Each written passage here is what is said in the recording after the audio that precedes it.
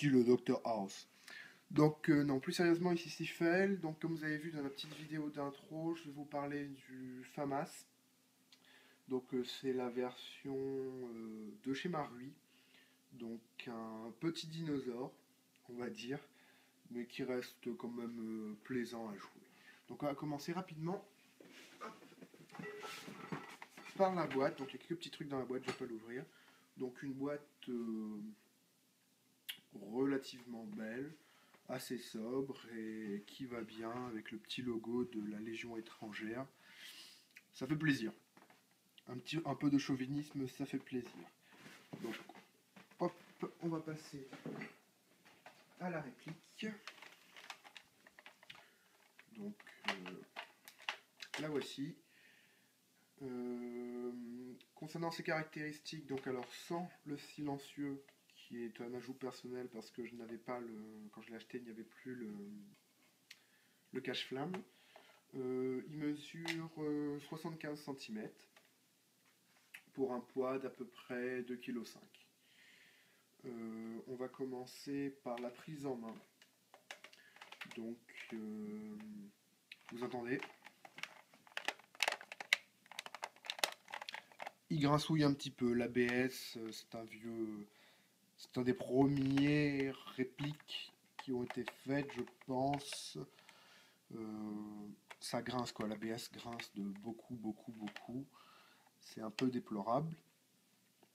Après, pour ce qui est des gauchers, donc elle est utilisable aussi bien main gauche que main droite. Donc l'appui-joue qui se trouve ici se déclipe et se reclipe des deux côtés. Il permet aussi de cacher le réglage du hop-up. Le relâcheur du... Oh, je vais peut-être passer en mode droitier. Le relâcheur du chargeur se trouve dessous. Donc on peut l'actionner facilement des deux mains. Et le seul souci, enfin petit souci, c'est la sécurité. Donc qui se trouve, une des sécurités qui se trouve juste devant la détente. Vous voyez là, le tir ne peut pas s'effectuer. Il faut la pousser à 90 degrés pour pouvoir actionner la détente. Et on peut la pousser que dans un sens. Donc ça veut dire que si vous avez votre main gauche, vous ne pouvez pas pousser. Il faut tirer. Et je peux vous dire, c'est pas évident, donc il faut mieux le faire avec la main droite. Bon, concrètement, en jeu, vous l'enlevez une fois, et puis après, c'est bon, quoi. Donc, vu que j'ai le doigt dessus, on va parler de la batterie. Donc, elle se met dans le garde-main. Il suffit de pousser cette sécurité vers l'avant, de faire glisser, et on accède au cache-batterie. Donc voilà, tout simple. Hop, bien sûr, là, je galère à le remettre. Voilà. Donc, c'est une version qui a été bien entendu livrée sans le rail. Enfin, moi, quand je l'ai acheté, la personne l'avait. Ce qui permet de me mettre ma Red Dot complètement chipos, mais bon, ça fait toujours joli, je trouve. Entièrement en ABS, donc, à part le canon et le bipied qui se déplient relativement facilement. Concrètement, je m'en suis jamais servi, je m'en sers jamais, à part pour le poser, pour éviter qu'il tombe. Sinon, bon, ça colle surtout au modèle original, hein, donc ça fait toujours plaisir. Que dire ensuite? La construction est en bullpup, donc le chargeur se met derrière la poignée de tir. Donc le chargeur d'origine que j'ai est un 30 coups, il me semble. Ensuite, sur le marché, comme j'ai expliqué dans la dernière vidéo, on trouve essentiellement des high cap. Si vous arrivez à trouver des mid cap ou des low cap, faites-moi signe, je suis preneur. Le sélecteur de tir se trouve juste derrière, donc là. Donc en position off, en semi au milieu et de l'autre côté en full. Juste à l'arrière, on a un petit bouton, c'est le système anti-retour, ce qui permet que quand on appuie, on libère l'anti-retour et donc on détend le ressort. Je conseille de passer un petit coup de doigt dessus avant de le ranger, ça évite de le ranger avec le ressort comprimé, ça évite les tensions dans la gearbox. Si le ressort est comprimé quand vous démontez la gearbox, elle va vous péter à la gueule. Et puis ça évite de l'abîmer. Donc pour ce qui est de la gearbox, vu qu'on en parle, le fait qu'elle soit derrière est un peu gênant parce que quand on épaule, on est très proche de la gearbox. Donc on entend vachement les clac clac clac clac clac clac clac clac clac. C'est un peu dommage, je trouve. À part si vous faites des rafales de 20 minutes, ça vous rendra pas sourd. Mais bon, c'est l'avantage pour l'inconvénient, hein, on va dire. Le fait qu'elle soit derrière, on récupère un canon qui est quand même un canon interne qui est quand même super long, qui permet une très très bonne précision. Autre souci de la gearbox, c'est que pour les pièces détachées, il va falloir courir. Pour trouver des pièces détachées de FAMAS, genre un moteur, un anti-retour,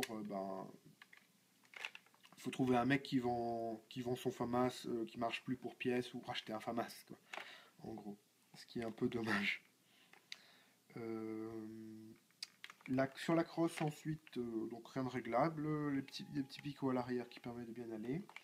Pour les organes de visée d'origine, donc je vais essayer de vous les montrer, on ne va pas bien voir parce que j'ai mon rail. Donc on a le cran de mire à l'arrière, donc avec qui se rabaisse, qui permet d'avoir différents trous, pour pas dire réticules. Sur l'avant, hop, on a deux possibilités. On a ce guidon-ci que je viens de lever, qui lui est réglable en hauteur, et celui-ci qui est dessous, qui est beaucoup plus fin, qui est réglable en hausse, qui est réglable en dérive. Donc voilà, bon concrètement, moi je mets ma red dot sur le rail, et donc je m'en sers pas.